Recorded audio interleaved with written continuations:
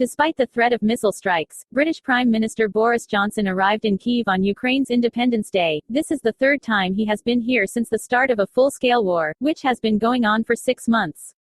Boris Johnson tweeted that he is in Kyiv. "What is happening now in Ukraine is important for all of us. That is why I am in Kyiv today. That is why the UK will continue to support our Ukrainian friends. I believe that Ukraine can and will win this war," he said. President of Ukraine Volodymyr Zelensky said that he was glad to welcome a great friend of Ukraine, Boris Johnson, on Independence Day. "Boris, thank you for the uncompromising support of our country from the first days of full-scale Russian aggression, for the staunch defense of Ukraine's interests in the international arena. Our state was lucky to have such a friend," the head of state wrote on social networks. Zelensky and Johnson also walked around the center of the Ukrainian capital. In July, the media reported that the outgoing Johnson wanted to make a third trip to Ukraine during the full-scale Russian invasion to see President Volodymyr Zelensky before he left Downing Street.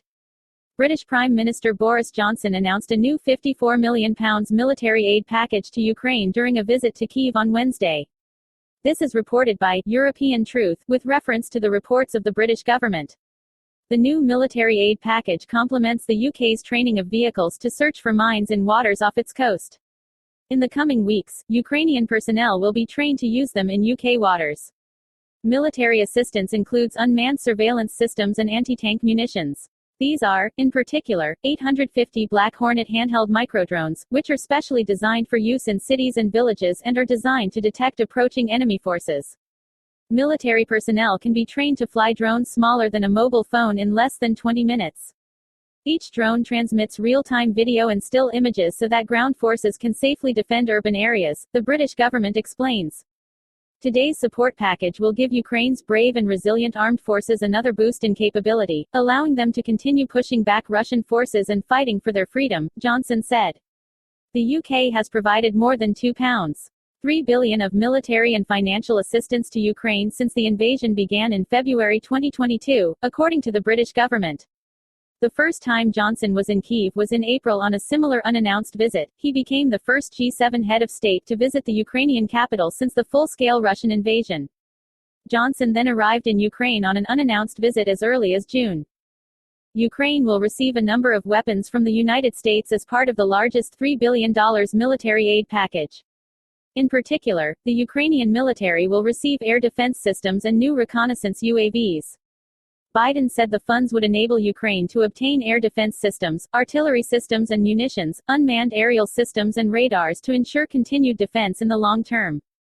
The new package of military assistance to Ukraine from the United States includes 6 NASAMS air defense systems with additional ammunition, up to 245,000 shells for 155 artillery, up to 65,000 shells for 122 mortars, up to 24 anti-artillery radars, reconnaissance UAVs Puma and auxiliary equipment for UAVs Scan Eagle, anti-drone systems Vampire, missile systems with laser guidance, financing of training, maintenance and support. Announced on Ukraine's Independence Day, this military aid package underlines the U.S. commitment to Ukraine's long-term support, representing a multi-year investment in strengthening the resilience of the Ukrainian armed forces, which continue to defend its sovereignty in the face of Russian aggression, the Pentagon said.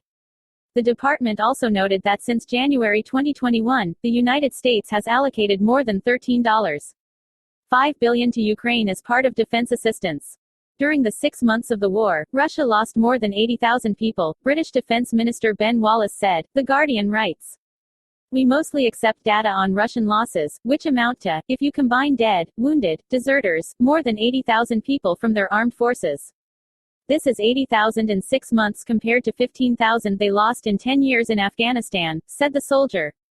According to British intelligence, the advance of Russian troops during the week can be measured in meters. "I was talking to my intelligence chiefs this morning before I spoke. You know, Russia's progress can be measured in meters per week, not miles," Wallace added. According to the General Staff of the Armed Forces of Ukraine, the loss of personnel of the Russian troops on the territory of Ukraine for 6 months was approximately 45,700. According to media estimates, during the 6 months of the war, Ukrainian defenders destroyed 12,142 units of Russian equipment worth $16.56 billion.